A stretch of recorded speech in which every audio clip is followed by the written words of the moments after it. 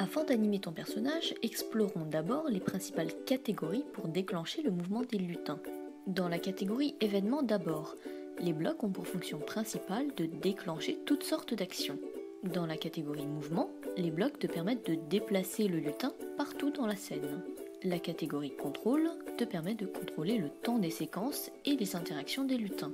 Et dans la catégorie apparence, les blocs te permettent notamment de changer la forme et la couleur de tes lutins et d'animer leurs costumes. Ton lutin peut avoir plusieurs costumes, c'est-à-dire plusieurs apparences. Si c'est le cas, il peut mieux afficher le mouvement, les postures et les expressions. Tu trouveras les costumes en cliquant d'abord sur le personnage, c'est-à-dire en vérifiant qu'il est bien encadré par du bleu clair dans la zone des lutins, et en cliquant ensuite sur l'onglet costumes. Pour programmer l'animation des costumes, clique sur la catégorie apparence. Prends par exemple le bloc costume suivant et glisse-le jusqu'à la zone de code. Pour tester, tu peux cliquer sur le bloc, regarder ton personnage et voir s'il a changé de costume. Pour démarrer les scripts, tu peux utiliser le bloc quand drapeau vert cliqué. Glisse-le dans la zone de code pour l'accrocher au code déjà existant.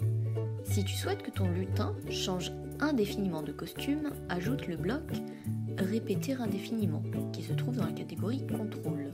La forme de ce bloc te permet d'ajouter d'autres blocs à l'intérieur en les collant à l'encoche interne. Les blocs que tu mets à l'intérieur, en l'occurrence costume suivant, seront répétés à l'infini. Je teste. Mon personnage est animé, mais il bouge un peu trop vite. Pour le ralentir, dans la catégorie contrôle, j'utilise le bloc attendre une seconde. Ce bloc te permet de modifier la vitesse du mouvement.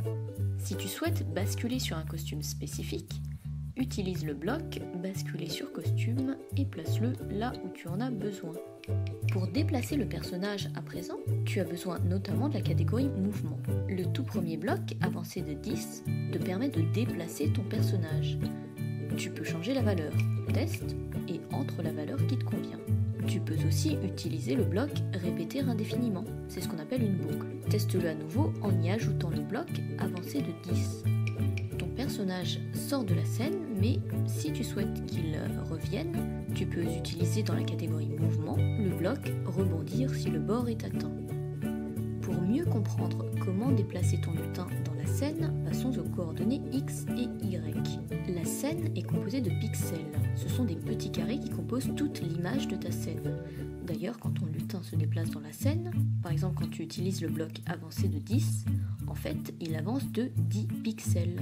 En tout, la scène est composée de 360 pixels en hauteur et de 480 pixels en largeur.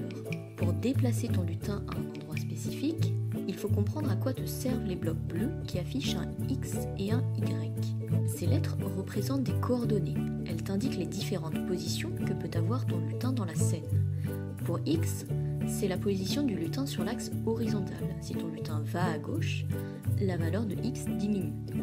Mais s'il va à droite, la valeur de X augmente. Et pour Y, c'est l'axe vertical. Si ton lutin va vers le haut de la scène, la valeur de Y augmente, et si au contraire ton lutin descend, la valeur de Y diminue. Petite astuce, place d'abord ton lutin où tu veux dans la scène, et ensuite utilise le bloc aller à. Il s'est mis automatiquement aux bonnes coordonnées de X et Y. Continue maintenant à explorer d'autres blocs.